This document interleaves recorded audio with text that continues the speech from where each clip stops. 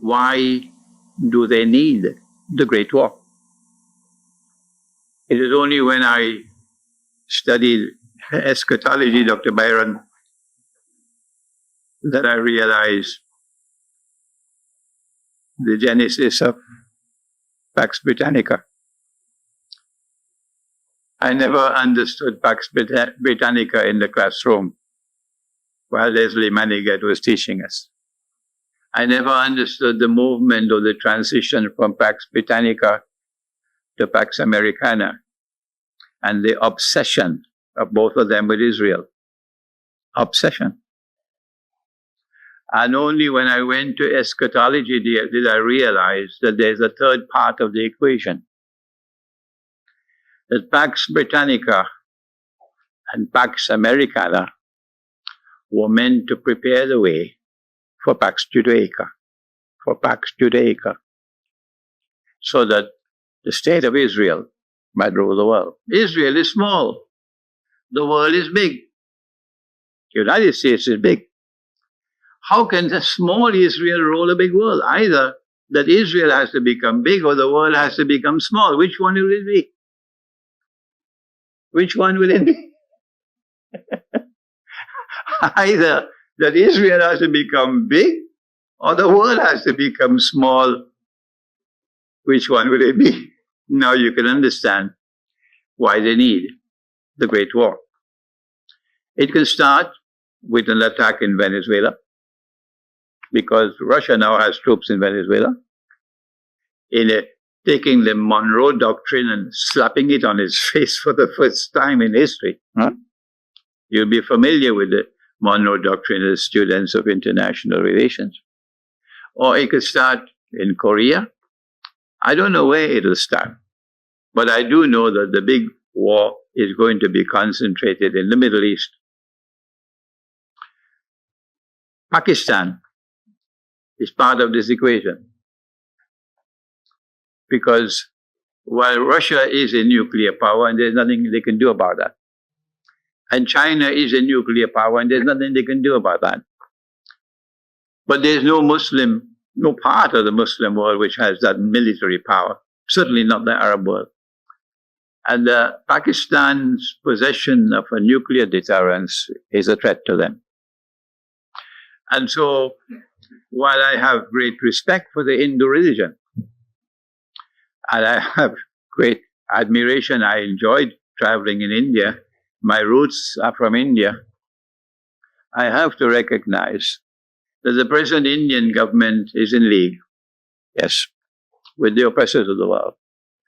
And that immediately the Great War commences, one can close your eyes and anticipate that India, in collaboration with Israel, is going to launch an attack on Pakistan in order to seek to denuclearize Pakistan. These are the gist of what I wanted to convey to you today. The subject is much bigger than this, but I do believe that I presented to you an Islamic eschatological explanation of the Great War and of events which will follow the war in the question and answer session which now follows. I may get a chance to expand. Thank you, Dr. Barrett.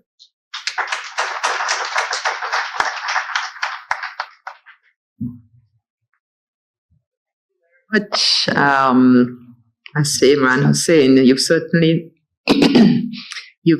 laid the basis for a lot of questions. So the floor is now open. What I would ask is, when you make a comment or ask a question, just say who you are and then ask the question or make a comment. Try not to make it too long so that we can get quite a lot in. We'll try to have about, at least 2 rounds of questions.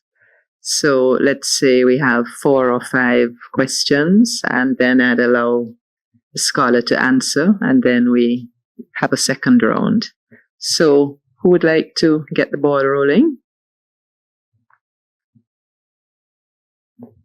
Yeah, I see. Was your hand up, Alicia? Okay, I think first, and then over to you, sir.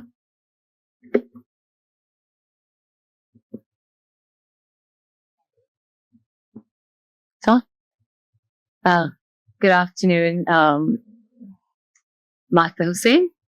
Yes, I want to, first of all, I'm Alicia Shepherd. I am a past student of the Institute. I'm now studying developmental statistics in Tbilisi. I want to first thank you for your presentation. Can you hear me? Oh, great. Yes, I would like to first of all thank you for your presentation. I've learned quite a lot. I have a question though. It might not be of much significance, but I'm going to ask it nonetheless. I read, just before I came to the presentation, of I think it's an article in the Davos platform that at present in China there is a movement towards the more or less the eradication of Islamic groups that have been strongholds. So it comes to me as quite a surprise when you said that the connection between Russia and China is one of great significance, especially in relation to Islam. So how would you merge what is happening in China and its relations with the Islamic communities and what you had said earlier? Yeah, one by one, yes, brother. The most important Muslim country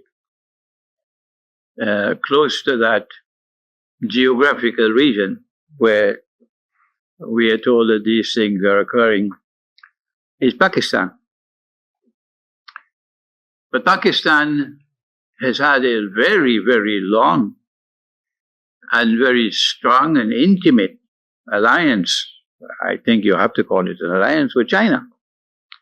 And nothing has happened which has disturbed that relationship between Pakistan and China. There is absolutely no protest in Pakistan, no people seeking to get the Pakistani government to take up any issue with China and so on. And so it appears to be something of less than peripheral importance to our subject. My name is Imtiaz Ali. I am a retired person. I am now the Imam of a small masjid in San Juan. Maulana Sahib, you mentioned that the Holy Quran talks about the Great War will witness the end of the West, and you quoted, and you did not quote the verse or the chapter of the Quran. I told you that I am interpreting the Quran. Now that you have put me on the spot, well, then I'm going to have to share with you. So you'll explain, you'll now forgive me. In Surah Al-Isra, the Quran, which is number 17, at the end of the surah, the Quran informs us. We have an eminent Islamic scholar with us, but I prefer not to quote the Arabic, that that there is going to be punishment from the Lord God. And every town and every city will be destroyed. And this will happen before the end of the world. And those which escape destruction will be punished with great punishment. The Lord God governs with justice and would not destroy a people unjustly. Who are those then who deserve to be destroyed? And in Surah Ar-Rahman, which is Surah number 55, he comes back to the subject of that destruction. And he says, I'm going to deal with both of you who are laden with sin. were laden with sin. When we look at religious history, we see that there was divine destruction of Sodom and Gomorrah. Which part of the world today is leading the vanguard, the caravan, for a man to marry another man and get a marriage certificate? It is the modern West. Secondly,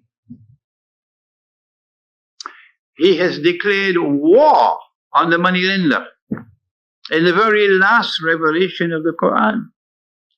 And I was explaining to Dr. Byron, I was arguing with Patricia Robinson in the classroom. Of course, it was a friendly give and take between. She was a dear teacher of mine. I loved her so much.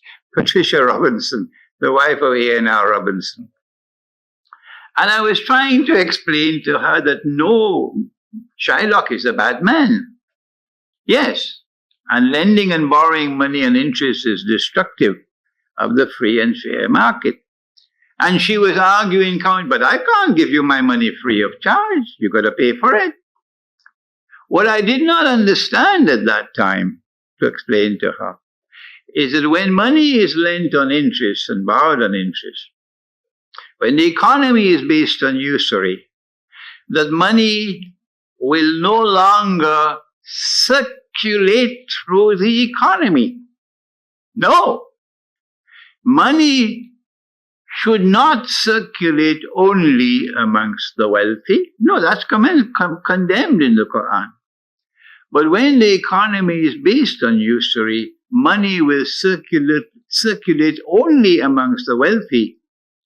And when the poor are relegated to permanent poverty, as they were in Venezuela before Chavez, as they were in Venezuela before Chavez, let's not forget that, then that's oppression.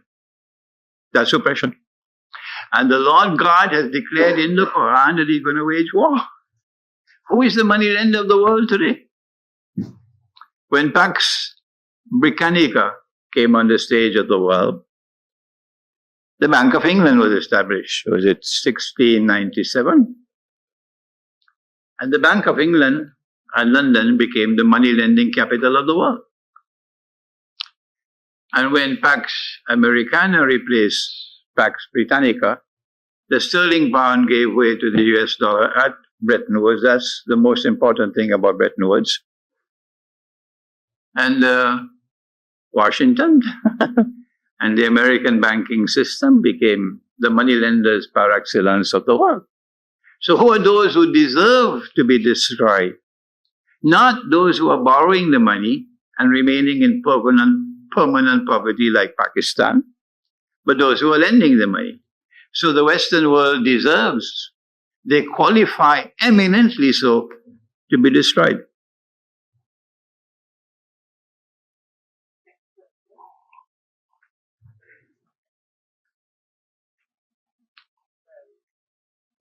While you're formulating your questions, there's one that I wanted to ask, although it is not directly related to some of what you have said. There has been, you mentioned, at some point you mentioned the fall of the caliphate in the Turkish caliphate and the Ottoman Empire. Now, recently we have witnessed an attempt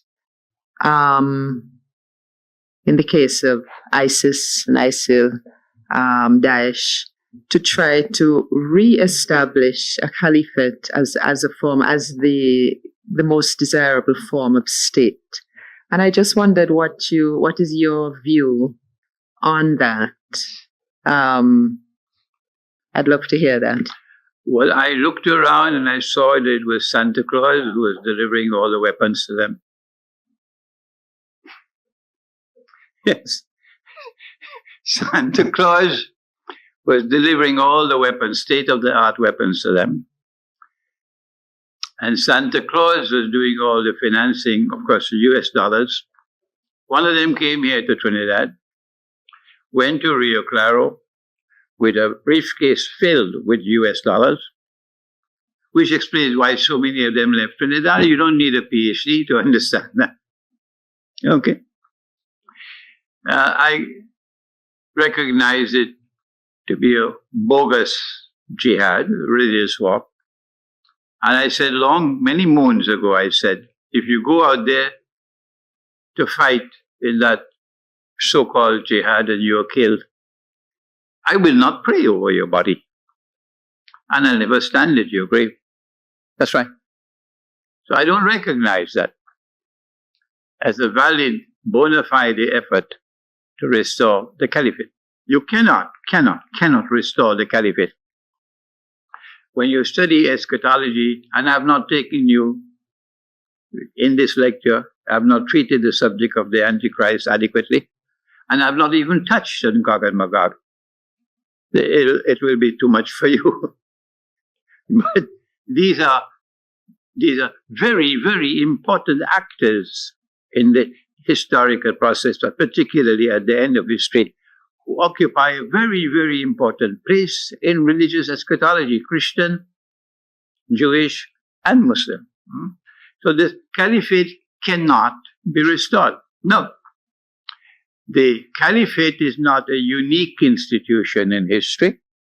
What the Prophet David, Nabi Dawood alayhi salam, what David established in Jerusalem is what we call a Khilafah state, and they call it Holy Israel. It's the same thing. And the Qur'an says the definition of a caliphate or a Khilafah state, the definition is that rule is established, governance is established, the state of law, the state of the statecraft on the basis of truth. So if you're a politician and you don't have truth as your foundations, you're in trouble. Because the Qur'an goes on to say, particularly to the politician, that if you turn away from truth to follow any other agenda, then there is terrible punishment waiting for you because you forgot the day of accounts. I just want to take the subject of caliphate and put it in context. It's nothing new.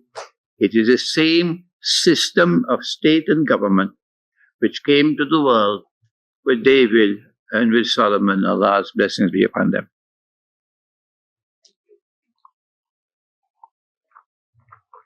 I think we have another question.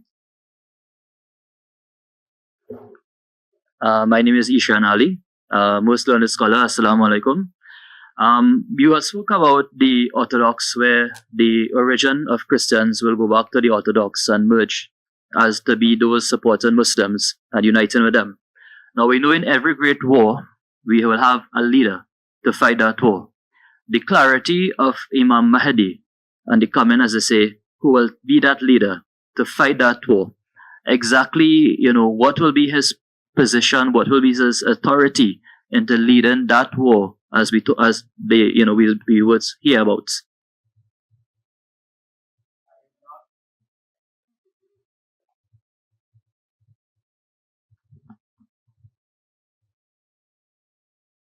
Not introduce Imam Mahdi into this discussion. What the Prophet said, Allah's blessings be upon him, you will conquer Constantinople. And he went on to praise the commander of that army. He did not identify him. And he went on to praise the army, which will be a Muslim army. So I had to tell them that in Moscow. You don't have to conquer Constantinople. We have to do it. If you attempt to conquer Constantinople, it's going to trigger off Muslim-Christian warfare. It's like Iran trying to conquer Mecca. If Iran, the Shia, ever enter into the Arabian Peninsula with an armed force, it's going to trigger off Sunni Shia civil war in the world of Islam. So it is not a Christian Russian army which will conquer Constantinople. No. I had to tell them that in Moscow. It is a Muslim army which will do it. So I asked the question, why is he praising the commander? And why is he praising the army? It took a long time for me to recognize. Knowledge comes in bits and pieces. But I realized finally it is because they, up to now, they're beating the drums in Turkey and in the Balkans. You know the word Balkan? Balkan? The Balkan would be Bosnia and Serbia and Montenegro and Albania and so on. These are called the Balkan countries. They are beating the drums up to this day, celebrating. What a wonderful army that was in 1452, which conquered Constantinople. And what a great, great, great commander that was, Sultan Muhammad Fatih. They have movies about Sultan Muhammad Fatih, that this is the man identified by the Prophet. Allah's blessing be upon him. So because you are praising that army, and you are praising that commander, he has praised this army, and he has praised this commander.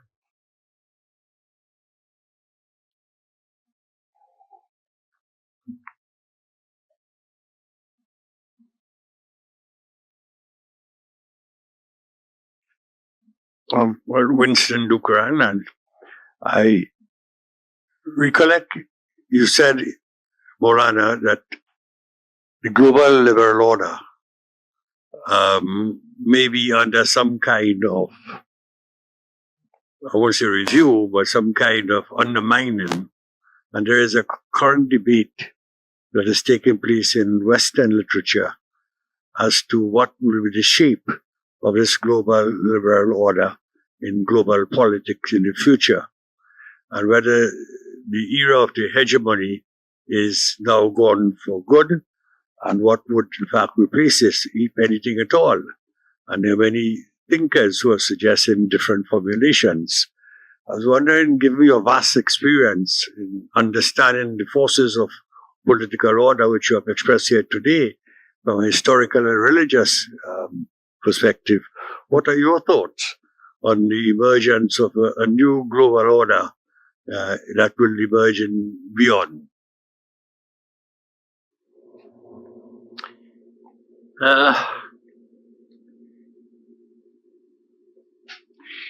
The appearance of the world today is that we have moved away from slavery. And we're moving towards more and more freedom. We were a British colony, a crown colony. Then we got self-rule in 1956, and then we became independent in 62 and so on, then became a republic in 67. And we're moving in the direction of greater freedom. The reality is the opposite. That we are on a path which is going to culminate with the greatest slavery of all. Israel and Pax Judaica cannot achieve the objective without enslavement of mankind. And the most dreadful form of slavery is intellectual slavery. It is when a people lose the capacity to think. And before our very eyes now we're seeing it, that mankind is being sucked, trapped in what may be described as the fast lane. You know, the highway has a slow lane and a fast lane and so on in the middle lane. Sucked into the fast lane of life. And as you are sucked into the fast lane of life, times move faster. The Prophet said a whole year will pass like a month, and a whole month like a week, and a whole week like a day, etc. And as you are sucked into the fast lane of life, which is why the television screen, the images are changing so rapidly, so that you do not have a chance to think. As you are trapped into the fast lane of life, you see the quality of your students in your school declining. Look at the kind of students we used to have yesterday, and look at the rubbish we now have today. Huh?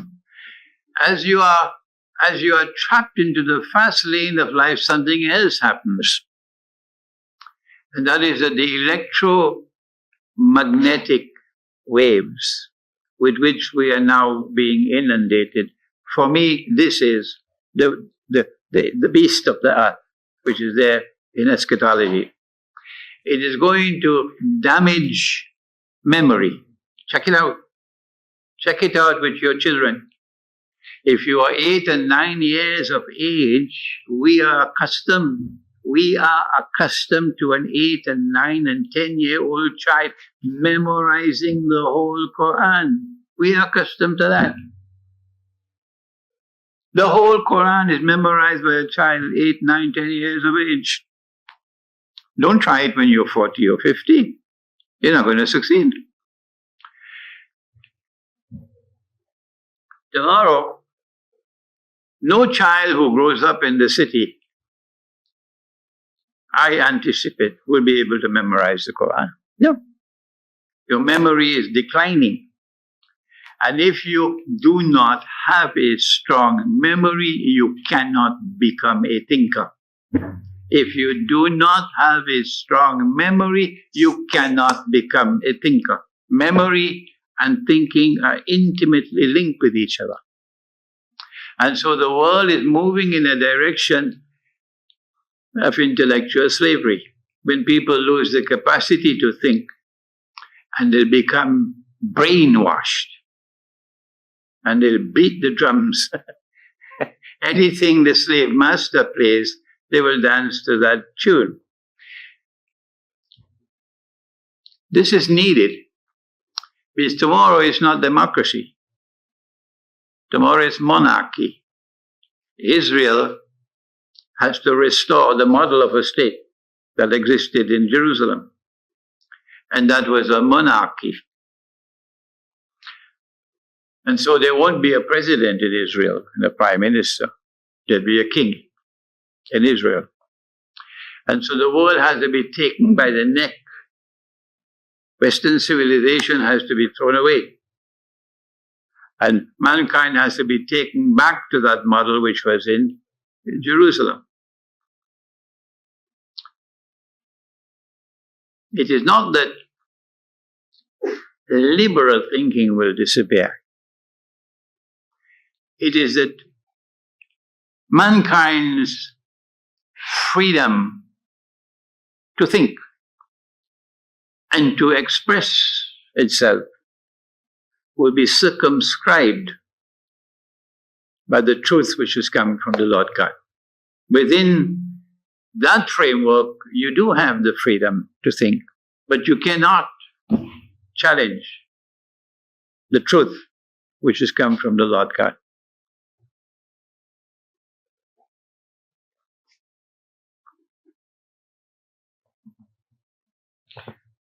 Maulana, very interesting lecture. My name is Dr. Umar Ali.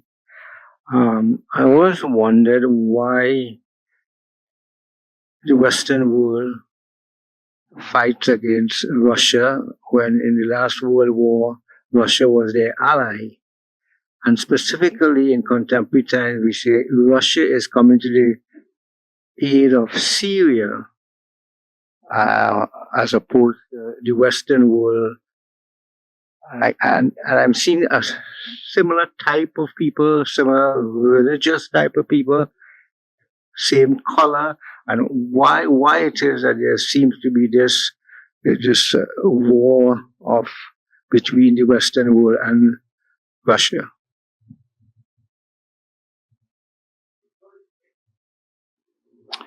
The first great war of the age of modern military technology, the scientific and technological revolution, applied to military technology. The first great war was which one? Anybody? The Civil War in the United States. Anybody else? World War I. Anybody else? My view is the Crimean War. 1852 to 1855. The first major war of the modern age of military technology. And the Western world combined to fight Russia. So the animosity for Russia goes back a long time. But before that, you have to do a little bit of homework in international relations if you want to understand the genesis of modern Western civilization. That Constantinople was a Christian city, and it became a Christian city without any fighting. Now, that part of the Israelite world which rejected the Messiah remained in exile, scattered all over the world. But that part of the Israelite world who accepted the Messiah found a home in Constantinople and attempted in Constantinople to restore a holy state. That's why it was known as the Holy Byzantine Empire. But then we have a nice term here in Trinidad, they call it kuchur. Commerce, bickering, fighting, and they broke apart. One part of the Christian world broke away from Constantinople and came to Rome.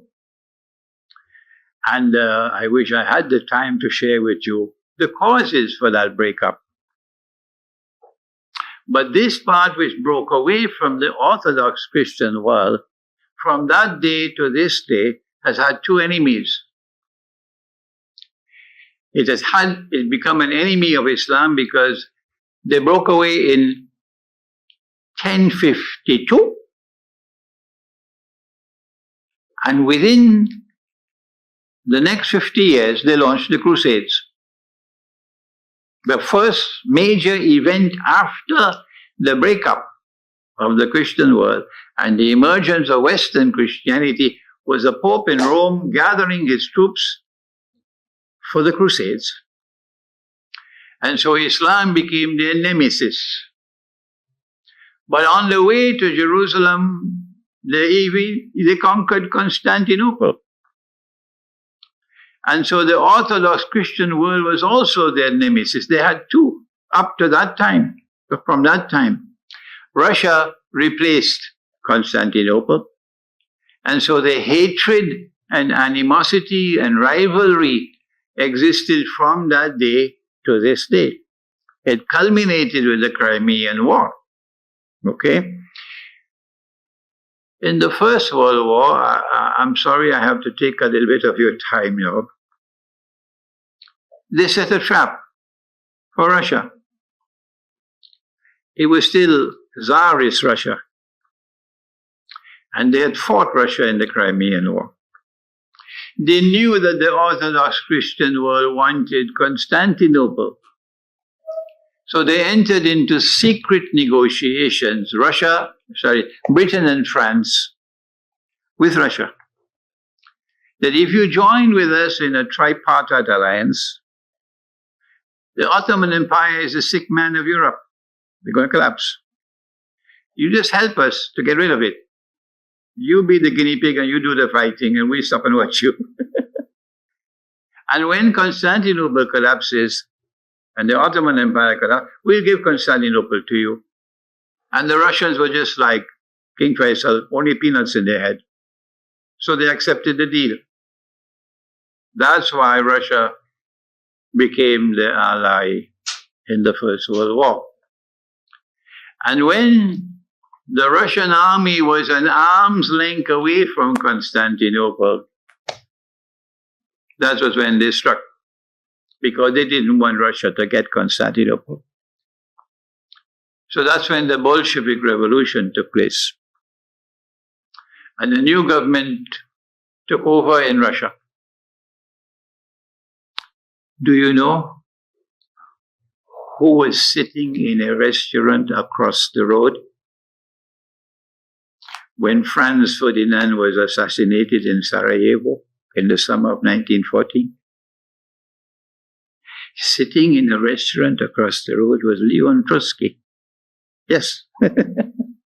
So the assassination of Franz Ferdinand, which triggered off the First World War, was not something by accident.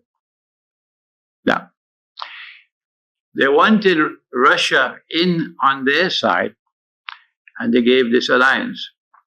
As soon as the Bolsheviks murdered the family of the Tsar and took over Russia, they then published the secret clauses of the alliance.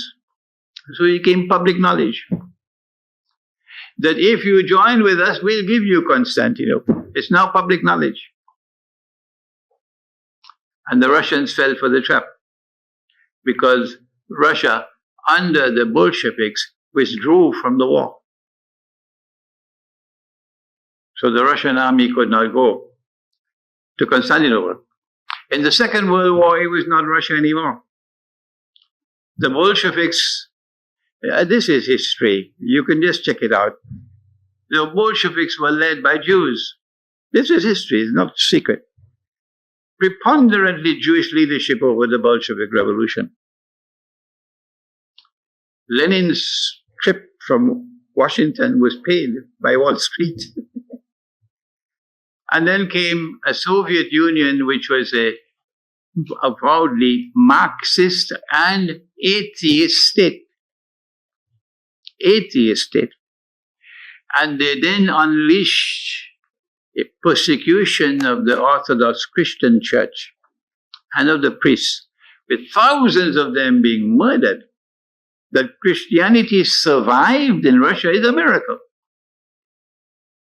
And so the Soviet Union, while it did do certain good things, and I had to concede, eventually I had to accept it, the Russians argued with me that the Soviet Union did many good things, but the Soviet Union had a side of its face which was turned towards Washington.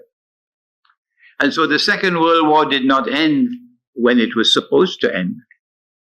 The Second World War continued after it ended, after Hitler had been killed and Germany had surrendered. Why is the Second World War still continuing?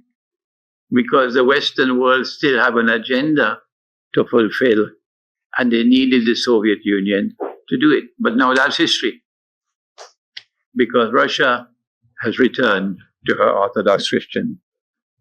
I think we'll have the last question now, which is the young lady.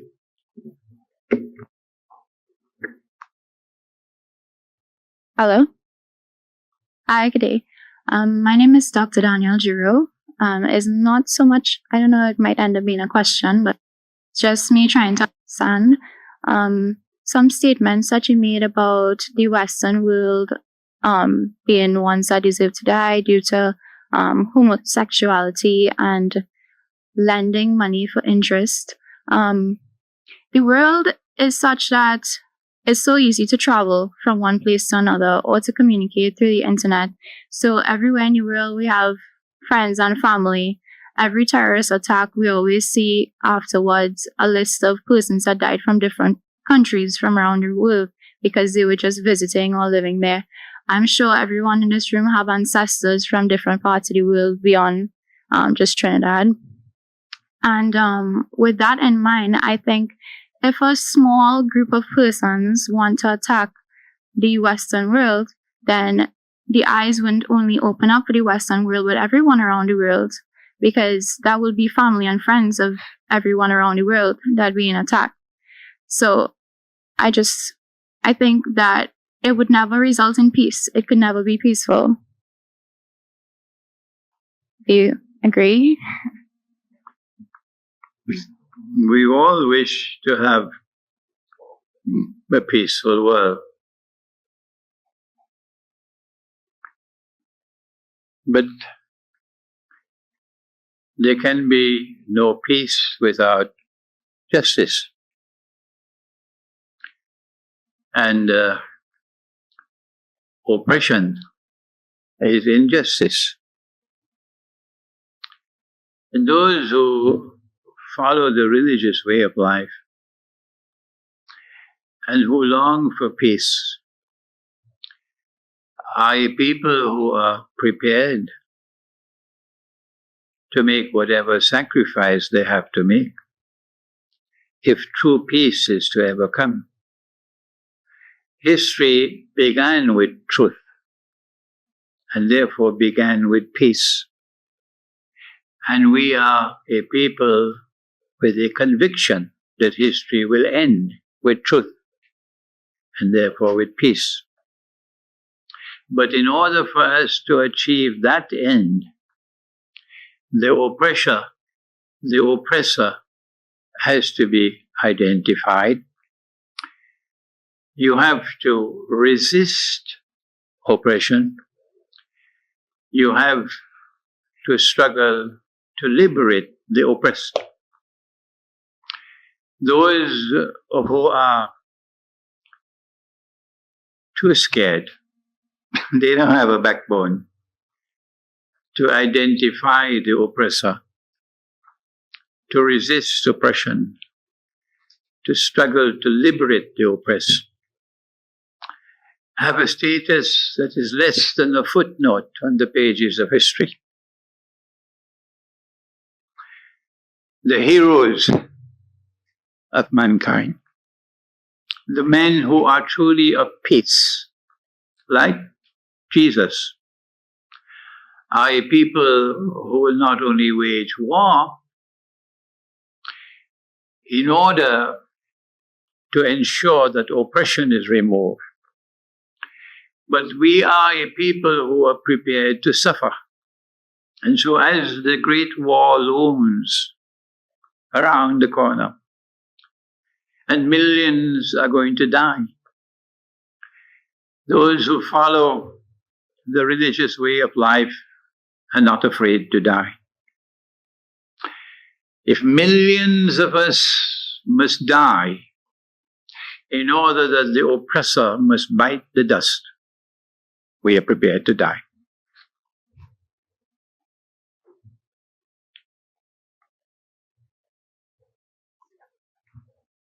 What?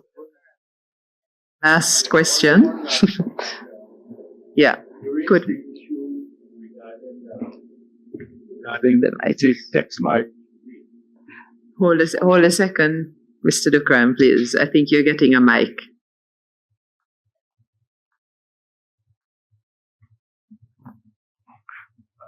I just wanted to get an interpretation from the Qur'an as a Maulana on this issue of same-sex marriage. Not necessarily your view, but what the Qur'an says from your interpretation of it. Quran has returned to the scriptures which preceded it to narrate about a prophet who was known as Lot, and who lived with a people who were given to homosexuality. And the Qur'an has disclosed that not only did the Lord God respond to that homosexuality with destruction, Sodom and Gomorrah were destroyed in such a way that they sunk to the lowest part of the earth. But the Qur'an has continued the subject to declare, in effect, that if you return to it, I will return with my punishment.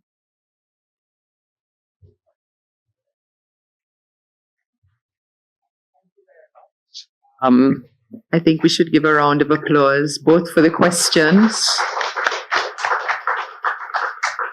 and for the discussion that they elicited. Maulana, I would like to thank you very much again for sharing this afternoon with us. We debate politics and economics and, well, here very often, questions of philosophy a little less so, and we seldom have the chance to be exposed to religious interpretations of history.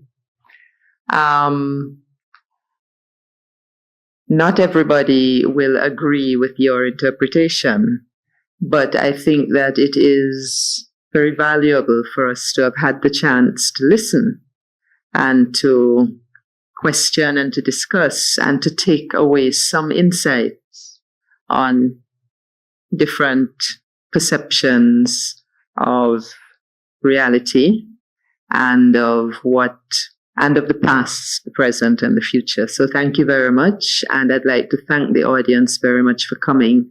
There was something that I forgot to say at the beginning. There are some light refreshments at the back of the room, liquid, and please feel free to help yourself before. So once again, thank you, and all the best as you continue your journey. Thank you very much for coming back to visit us, and please feel free, you and your family, to visit the Institute in the future. And I would just end by mentioning two upcoming events. They're on the back of your program. One is a book launch on the 15th of April by Dr. Scobie, one of our current lecturers, on global environmental governance and small states. And the other is a diplomatic dialogue by His Excellency the Ambassador of Chile. The focus will be on human rights, and that will be on the 24th of April.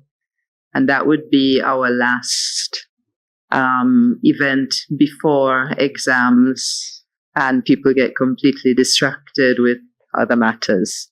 So thank you very much, and hope to see some of you at those events.